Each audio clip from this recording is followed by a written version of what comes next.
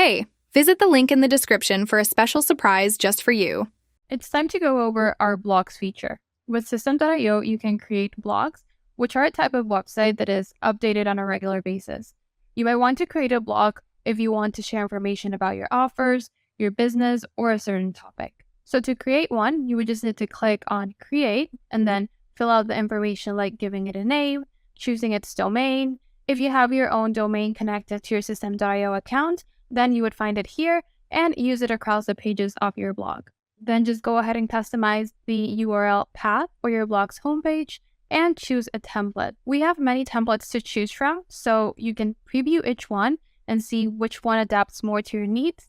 And then once you find the one you like the most, just select it and click on Save. Now that the blog has been created, let's take a look at what it looks like inside. So the structure of a blog in System.io is made up of posts, pages, and categories. You can create posts and add them to one or more categories. Now let's take a look at what would be your first stop when creating your blog, and that is the blog layout. So let's click on it. The blog layout, as you can see, is an editor, very similar to our funnels editor. This is where you'll add all the elements that will appear in all the pages of your blog. So whatever you add here will be seen across your whole website. So for example, let's say I want to add a pop-up, then here's the place where you would add that pop-up. Just like in the funnels editor, you can customize it. So let's make it appear after 8 seconds. And now every time someone visits any of my pages or posts, they will see this pop-up. So let's check if it's working. Let's go to Pages and click on our homepage by using the 3-dot menu. Let's click on View.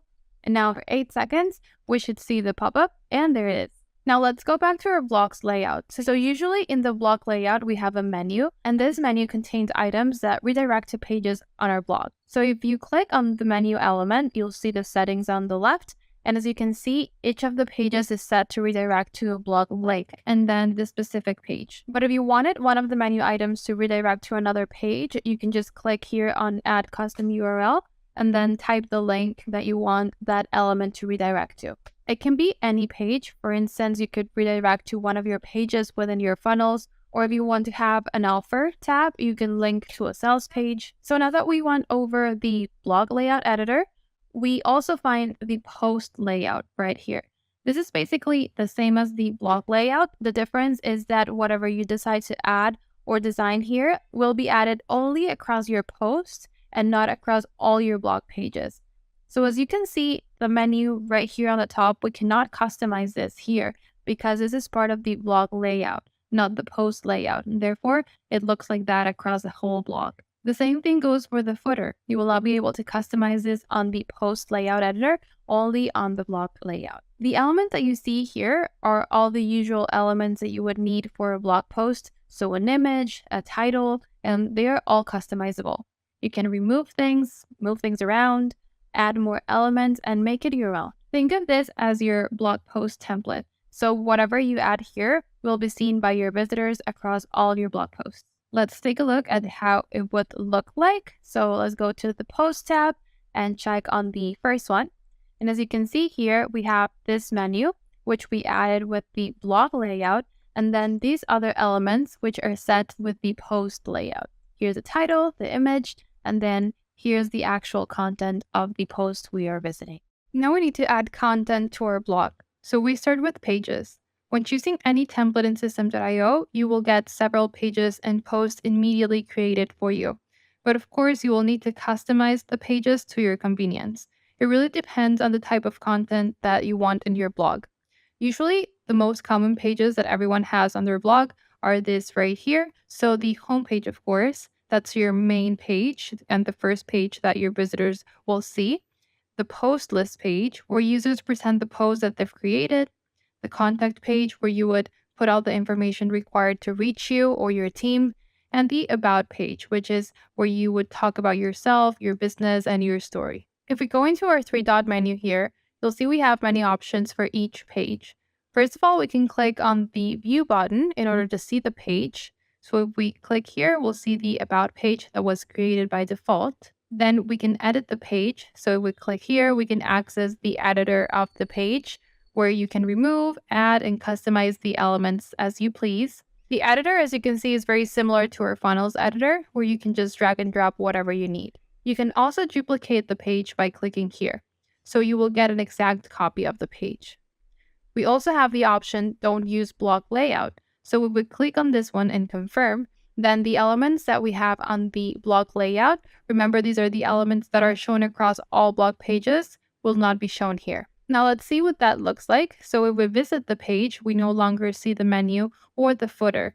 And that is because we decided not to use the block layout for this page. Then we have the settings button. Here you can change the name of your page and also customize the link to the page. So here you can change the URL path to one that best describes the page that you're editing. Finally, we have the option to remove it. So you would just click here and confirm if you wanted to remove the page from your page list. Now let's take a look at the contacts page. So the contact page always has a form where you can send a message to the owner of the blog. And there's actually a special element for this. When we go into the editor page, we'll find here the Contact Us element, and this is the one that you would use in order to give your blog visitors the possibility to contact you. You will receive these messages in the mailbox of the email that you used for your account. And now let's take a look at the home page. Usually this is the first page of your blog, so you might want to summarize here what your visitors can expect from your blog. And finally, we have the post list page, which is exactly what it sounds like. Here we can find all the posts that you've created in their respective categories. You can customize this page to show all categories or only specific categories. And something important to note is that posts appear here in chronological order, so according to the date that they were published. Whenever you publish a new post, it will always appear in the beginning, so it will be the first post that appears on the list. And this is actually also a special element that is found in the pages editor. It's called blog post listing. So when you put it on a page, it will show the posts automatically. And here we have many options. Like for example, we can choose the categories that we want to show on the page. For instance, I can choose to show only category 2. And now if I check the page again, we'll see only the post for the second category. We also have an interesting element here, which is the latest blog post element. And when you add this element, it will only show the last post that you published. Now let's go back to our page list. In order for these pages to be shown across your blog, you would use the menu found in the blog layout.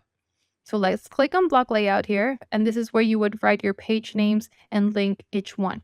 So for example, here the home item redirects to the home page, the articles item redirects to the post list page, and so on. Now let's talk about posts. We can create posts here, and we just click on post, and we'll see the list of all of our posts. And to create a new one, you just need to click on create, and here you would just have to fill out this form. So starting with a title, then a short description of your post, and here you can customize the link to your post. And if you wanted to add an image to your post, then you would do that here as well. This image would show on pages with list of posts. Then you can choose the category for the post. You can choose 1 or 2 categories or all of them. And finally, just click on save. Now that the posts have been created, you can see we have the categories here, but the status is inactive. So it's not a green check mark yet because it has not been published. So if we go to our post list page, we wouldn't be able to see the post there either. In order to change the status to active and see it in our post list page, you would just go to the post 3-dot menu right here and click on activate and confirm. Now, if we check the post list page again, we would see the post there. So here it is, the post example. The description we wrote was test post, and we didn't add an image, so that's why there's no image here. But if we added an image, then it would appear here. Now let's go back and check the categories. When you click on categories, you will see the list of all of the categories that you've created, and you can add a new category from here. So we just write the name of the category. For example, let's write category 4. Let's add a description. And there's also a space for an SEO title and SEO description. And this information is necessary for search engines to show your content the most accurate way possible. This is what's known as metadata and is often what's used for search results. But if you don't fill it out, then the regular title and description will be used. Then you just have to click on save and the category will be created here. Once you create a category, you can create new posts in the post list and add it to the new one or to all of them if it's relevant to more than one. You can also add categories to a post even after it's created. You would just go to the settings of that post, so the 3-dot menu, click on settings and add the categories here. Now let's continue with the other buttons that we find here. So we already talked about the blog layout button. So right next to it, we have the view blog button. And here you would click on it if you wanted to see your blog's homepage. That's where you will be redirected.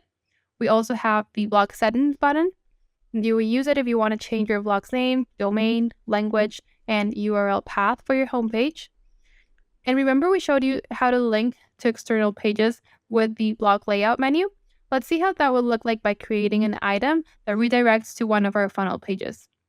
So we go to the menu, and then we add a new item. For example, let's call it offers. And then here you would choose custom URL. Then we would just have to go to get the link for the page that we wanted to use. For example, we're using a page from one of our funnels.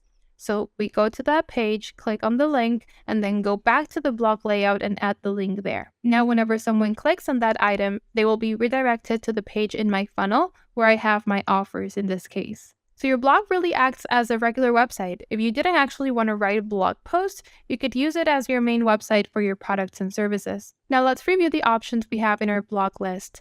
These 3-dot menus are very similar across our different features. So the first option is view, and this takes you to your blog's homepage. Then we have duplicate, which creates a new copy of your blog.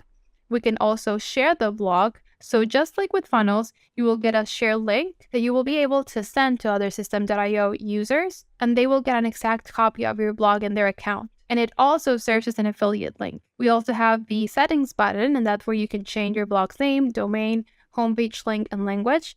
And finally, we have the remove button. In case you no longer need the blog or just want to delete it, just click here and it will be permanently removed. Leave a comment below if you have any questions, and don't forget to subscribe.